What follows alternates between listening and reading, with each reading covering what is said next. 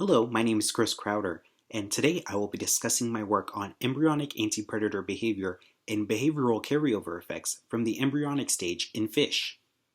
Influences such as parental care, environmental conditions, density, predation risk, and food availability may promote variation in performance among individuals at a later life stage.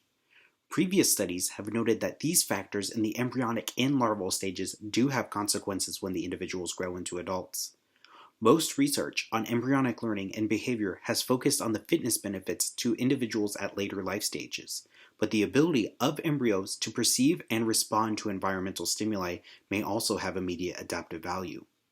In this study, I was interested in seeing if embryonic fish detect and respond to cues indicative of predation risk and whether or not variation in perceived risk translates into variation after hatching.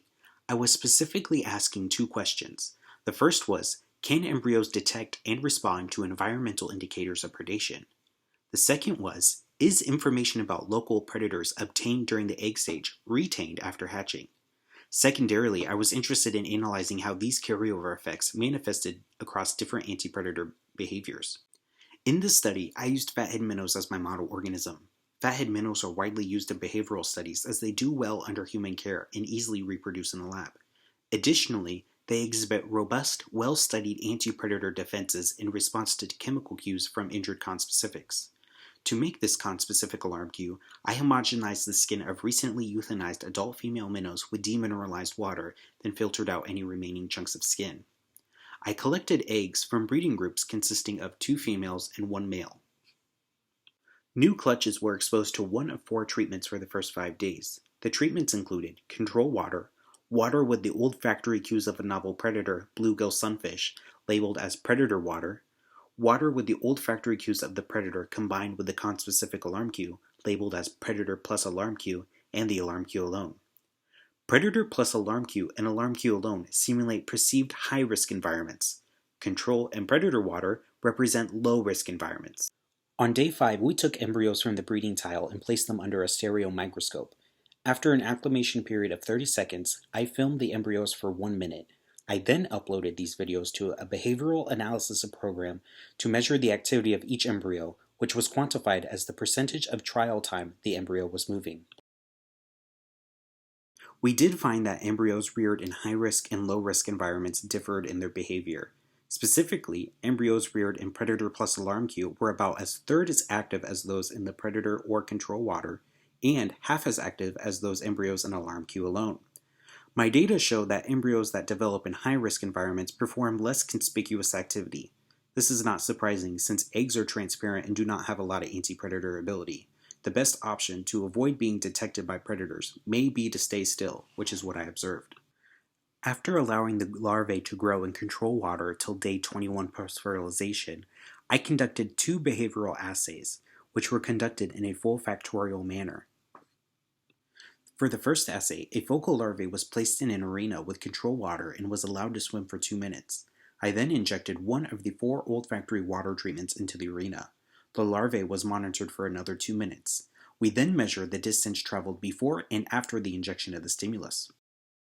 The next assay was focused on the C-start behavior. The C-start is an innate anti-predator escape maneuver triggered when the fish receives a stimuli that may be interpreted as a threat. Using a high-speed camera, we measured the latency to respond to a simulated predatory threat and the maximal degree of body curvature. We chose these 2 different assays because it is likely they are differentially influenced by prior experiences and learning mechanisms. I compared mean distance traveled between the 4 embryonic groups before the injection of the stimulus. I found that larvae reared as embryos in the presence of alarm cue showed reduced swimming activity compared to those in control or predator cues alone. For after the injection of the stimulus, we found a similar significant main effect of embryonic treatment on swimming activity. Those reared in predator plus alarm cue or alarm cue alone showed reduced overall swimming activity. We also observed a significant main effect of olfactory test stimulus on larval swimming activity. Larvae swam shorter distances in the presence of alarm cue alone or in combination of predator cues compared to control water, and shorter distances in the presence of alarm cue alone compared to predator cues alone. In the C-start assay, I found significant main effects of embryonic treatment on body curvature. Post-hoc tests indicated that the angle of bend, of larvae reared during the embryonic stage in the presence of predator and alarm cues, or alarm cues alone, were about 7 degrees smaller compared to the control fish, which is indicative of a more strongly developed C-shape. However, there were no main effect differences of embryonic treatment on latency to respond from the simulated predatory stimulus. We also detected a significant main effect of olfactory test condition on the maximal expression of body curvature, as seen on the left, and the latency of fish to respond to the vibrational stimulus, on the right. Overall, larvae demonstrated an approximately 30% reduction in the latency to respond to the stimulus in tests conducted in water containing the olfactory cues of predator or predator and alarm cue compared to the presence of control water or alarm cue alone. Fish from all embryonic environments also demonstrated a more well-developed evasive C-shape in the presence of alarm cue alone compared to any other stimulus. Embryos that developed in different environments varied in their responses to specific olfactory cues at day 21 post-fertilization in both larval behavioral assays, but evidence for learned predator recognition from the embryonic stage was only found during the swimming trials.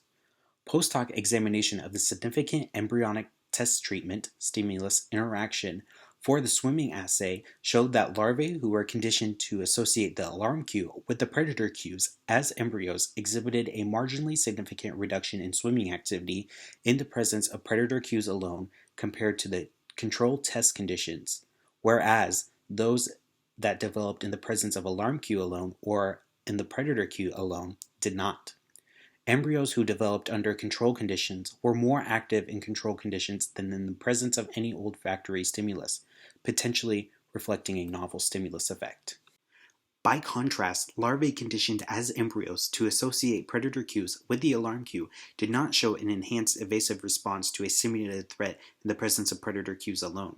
The interaction term was significant, but primarily reflected a tendency for embryos reared in high-risk environments to demonstrate a more well-developed C-shape in the presence of alarm cue alone.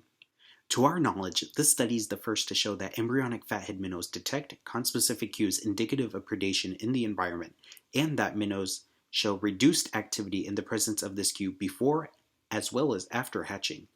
Moreover, our data extend prior studies to suggest that the influence of embryonic experience on the development of behavior depends, in part, on how strongly the behavior is modified by learning mechanisms.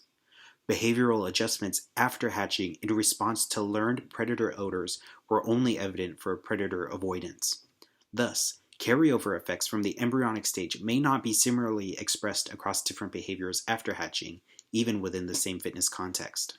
We thank the dedicated undergraduate students who assisted with this project. Funding for this project was provided by the Provost Startup Award from Ball State University. Thank you.